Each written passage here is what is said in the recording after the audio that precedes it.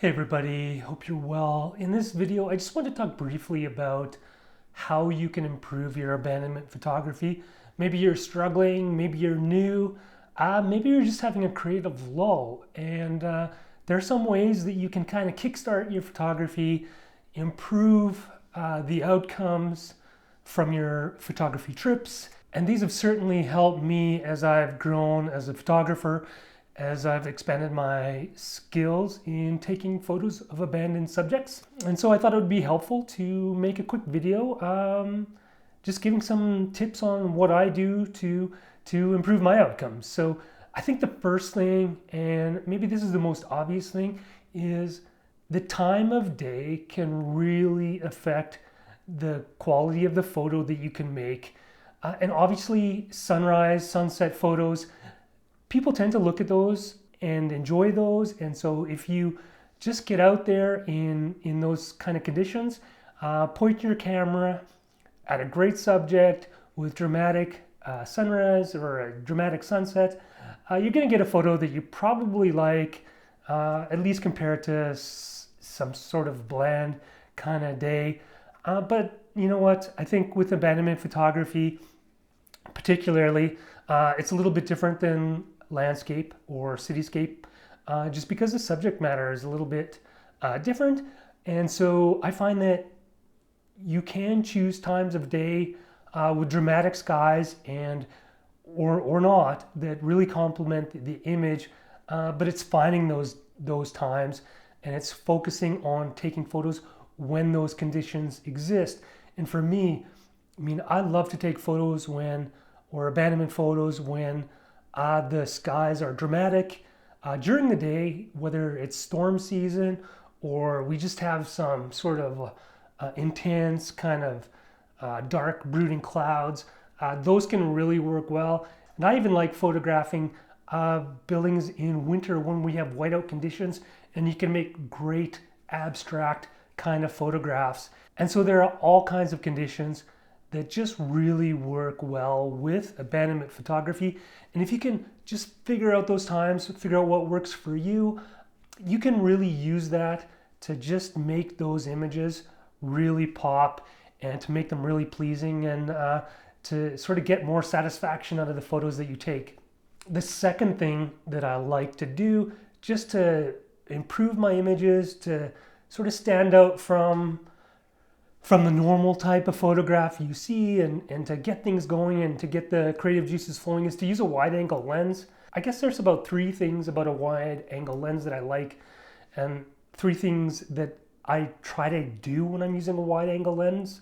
The first is to look for a foreground element, and I think this provides some layer, it can provide some depth, it can provide a different kind of interest to the image that just shooting things at sort of a standard focal range they don't necessarily provide. So if you can throw on a wide angle, put it on a tripod and get right close to a subject or a foreground element with a cool subject in the background, you can take some great photos that way.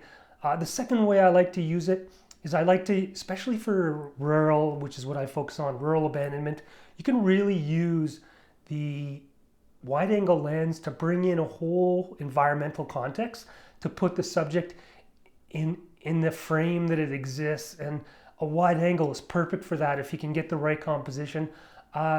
Bring in the whole sky, the emptiness, the loneliness, the isolation that the subject sits in. You can just create beautiful photos that way. And the third thing that I like to do is to use the wide angle lens to get some distortion, get up close to some buildings and just shoot in a way you get these receding lines pointing up into the sky, into dramatic clouds. It's not as common for me to shoot like this, but you can get some remarkable images if you have a wide angle lens. The third tip that I have for you with abandonment photography, you're not sure what to do, you're struggling, your pictures are bland. One great way to make cool images is to get like an LED light, and then you can use that to light up abandoned buildings at night or at sunrise or sunset. But Basically, as long as you have a tripod and you can shoot in the dark, what I like to do is put in a light inside the building. It kind of gives it a cool effect. Maybe it looks like the building has a room that's lit, and or something like that, and it creates this cool ambiance. People do love this kind of photography, and from my experience posting that stuff on Instagram in places like that, I've gotten a lot of positive feedback on that. And so yeah, using an LED light is a great way to add some depth and some cool factor to the photos that you can't do in many other genres of photography. Like, it doesn't really work for landscape necessarily. I've seen some people do it, but for city or portraiture, like it's a little different. So using an LED light inside an abandoned building is lots of fun, and you'll get a kick out of it, and you'll get great photos. And the last thing that I was going to talk about is long exposure. Of course, long exposure is used lots of the time by landscape photographers, but it also works great for abandonment photography, especially on the outside. You got some clouds, and even on kind of bland days, as long as there's clouds in the sky and you have the right light, you get a composition that works well for long exposure daytime or nighttime photography. You can get great photos. So bring a tripod whenever you're out taking abandonment photography, even if you're not always going to use it. Keep it in the trunk, keep it in the back seat, whatever. And on those days where it's just not working, the sky's bland, but there's some clouds in the air or the clouds in the sky, pull out that tripod, put your camera on it, and get some long exposure. Now, you don't always have to have like a 10 stopper or more ND filter.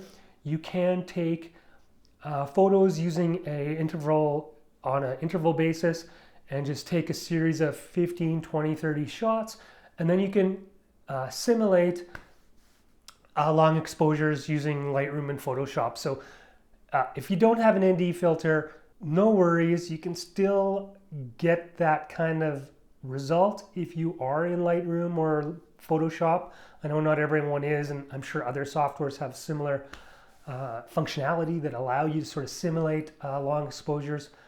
But shooting this way, it's just a lot of fun, and it makes your images look and stand out from a lot of the other images that you'll see. And so yeah, I always recommend, and I always do it myself, just try getting that long exposure. So those are the tips that I had for you today, just to kind of kickstart your photography, maybe get you out of that creative rut, maybe get you going on creating images that you're more happy with, that maybe you're more comfortable with posting on social media or showing your friends. Hopefully this was helpful, and we'll see you on the next one. Take care.